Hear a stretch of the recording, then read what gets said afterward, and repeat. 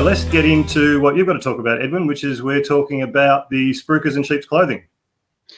Yeah, it's interesting. Look, it's been a bugbear of mine for many years, probably over a decade, with respect to how professionals or so-called professionals decide to sell property without a real estate license. I've been calling, and I've written reports, and I've also have been live on a couple of different programs with the ABC as well, and talking about the importance of disclosing the commissions that agents, more so that Spruikers get for selling a property, because I think it's something that it's people are unaware. Not only are a lot of these Spruikers that are selling real estate without licenses, they're getting close to 10% in some cases. So for a $330,000 property that they so-called purchase for their clients in Queensland, they get upwards of 30, 35, even $40,000 to put their unsuspecting clients in dud investments. Money for jam. Okay, so we're in the wrong industry.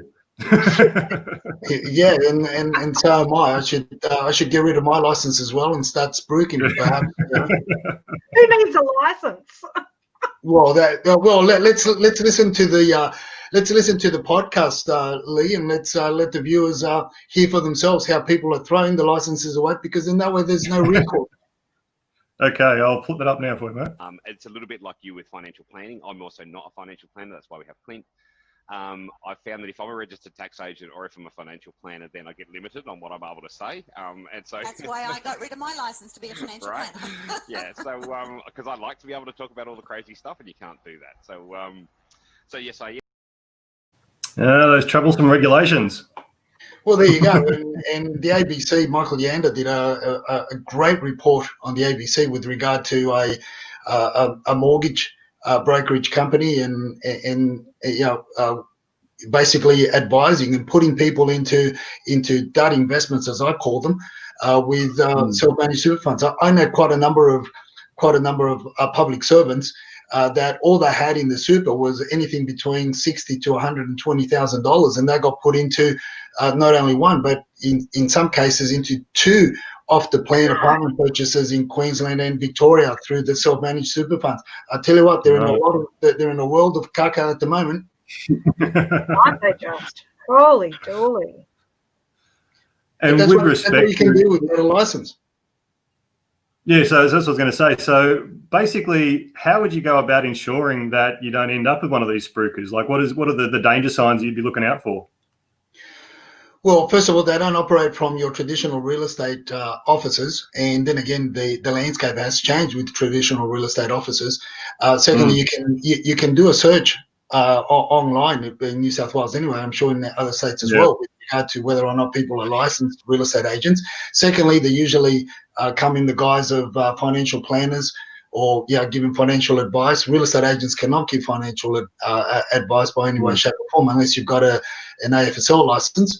But more importantly, I think disclosure is one of the key elements that I've been speaking about for many years. As I said, disclosure in the contract of sale as to what the agency or marketing company is getting by way of a commission, so that the lawyer that's acting, or the conveyancer that's acting for the purchaser, can look at it and say, well, hold on a minute.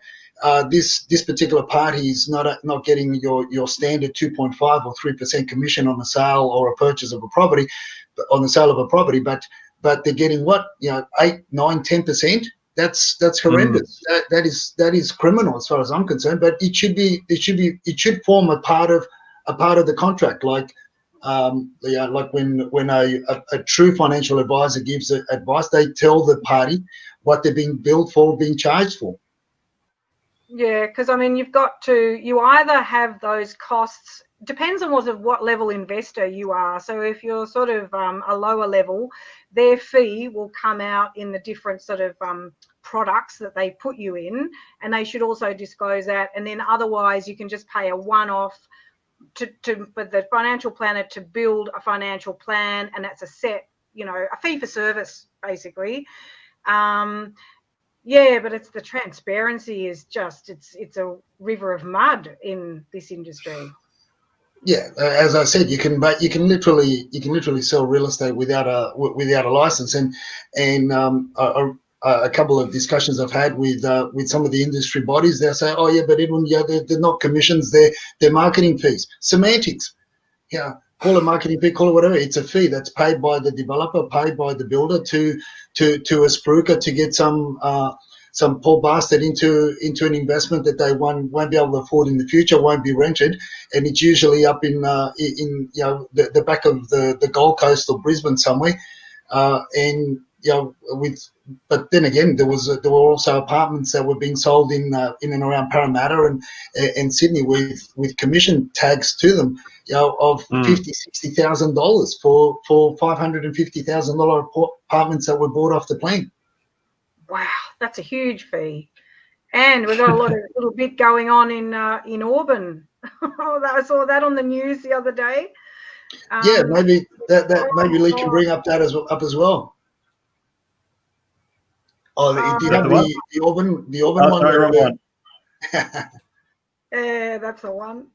Yeah, I think that's the one that you're referring to. Yeah, look, there are a lot of people that are going to get caught out, Jen. There's as you know, and yeah, the interesting thing is, as I've been saying for many years, a lot of these off the plane purchases were made by overseas investors that wouldn't have a clue what they bought.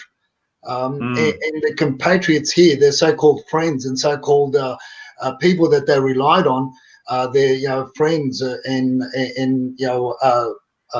compatriots from China that spruiked them into these dud investments.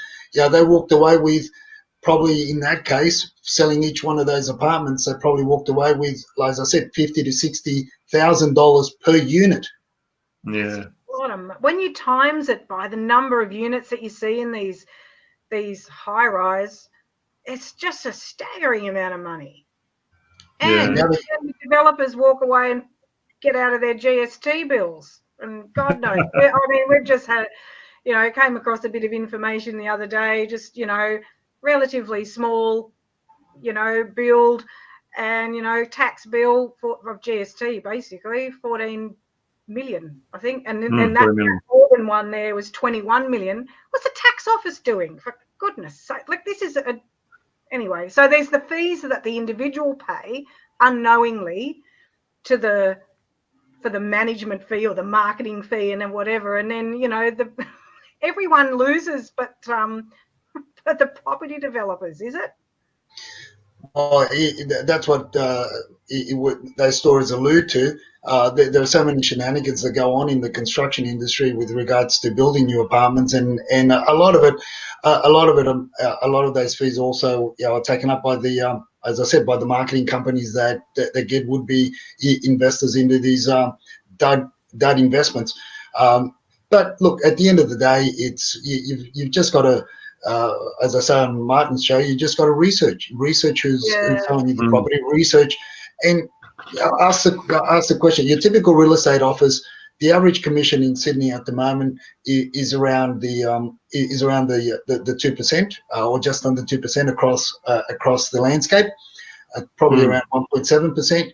But then look, there's a lot of other fees that come into the sales transaction that I'm not happy with, that are not disclosed, and then agents aren't put to task also, which is a topic for another day, which is the vendor paid advertising that people are forced to pay up front, marketing fees to take properties to auction and so on. But we could go around in circles. Those fees, but nevertheless, those fees, the spruikers that promote these investments, if they're not real estate agents, that they are getting a big clip, not only from the developers and vendors, but they're more than likely also charging the buyers a fee for the education material, so-called education material that they give to them, and so they're getting a clip both ways, which is unconscionable and it's illegal.